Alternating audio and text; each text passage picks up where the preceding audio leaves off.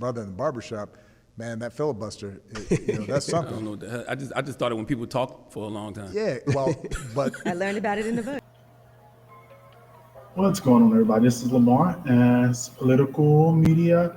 I want to talk about President Obama. He was just on the Breakfast Club and did an interview talking about his new book that he has out now, which very long book from what I'm hearing. I don't think I'll be able to read the entire thing in a short amount of time. It may be something I have to read just regularly to try to get through it in maybe like a year. But from the excerpts I've seen and from what I've heard him talk about in interviews, a lot of nuggets. And one thing that he does point out in there is his challenges that he had in his marriage as relates to him and Michelle, and her not really wanting him to be in the public eye, or she not wanting to be in the public eye, and him be president and have all these people who they don't know, who she normally wouldn't spend her time around, attacking them so often. So, and think I can kind of understand that to some degree.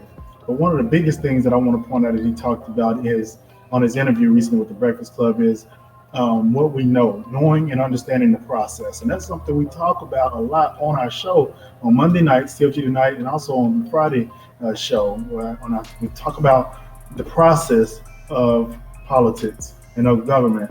Because a lot of stuff we don't know. And the main thing he pointed out was the filibuster. People hear filibuster and they're like, what the hell is filibuster? And then some people hear filibuster and like Charlamagne said in an interview I thought it was just where people talk for a long time.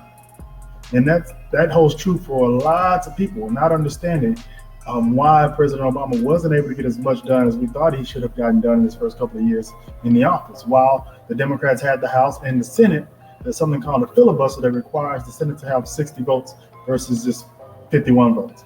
So we're going to talk a little bit more about that on my Friday show. I'm going to have someone come on. We're just going to chat about it and make sure we all understand what the filibuster is. But I want you guys to check out the clip from President Obama.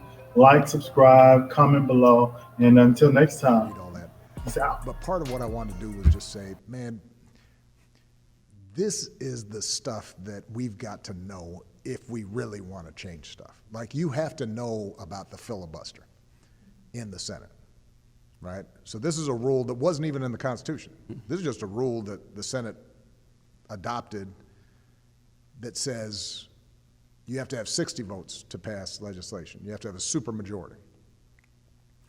Well, that even more empowers those little states, right? Because now they don't even need 50 Senate votes. They just need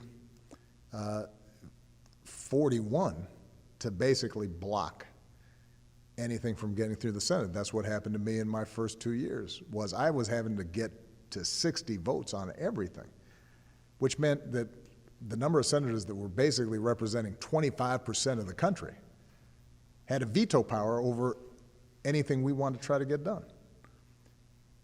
But most people don't know that. If you try to explain to the average brother in the barbershop, man, that filibuster, that's something. I don't know what the hell. I just thought it when people talk for a long time. Yeah, well, but I learned about it in the book. well, exactly. Book, yeah. But that thing which by the way had its roots, was to block civil rights legislation, which is As far as catering to his base, doing what he felt was best for his folks. Is there a morally correct way to do that? get more votes. I mean, the truth of the matter is actually Trump hasn't gotten a lot. He's torn some stuff down. He hasn't, there's no law that he's passed that is transformative in this country. He passed a tax cut to give away some more money to rich folks, which Republicans have been doing that for years.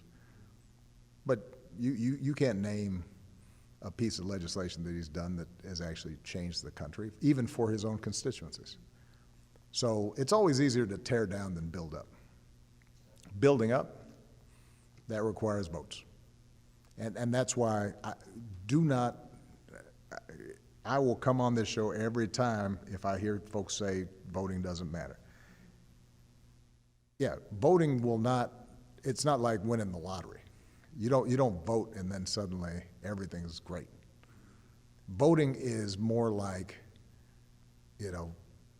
washing your car or ironing your clothes. It's part of the thing you do to make stuff work.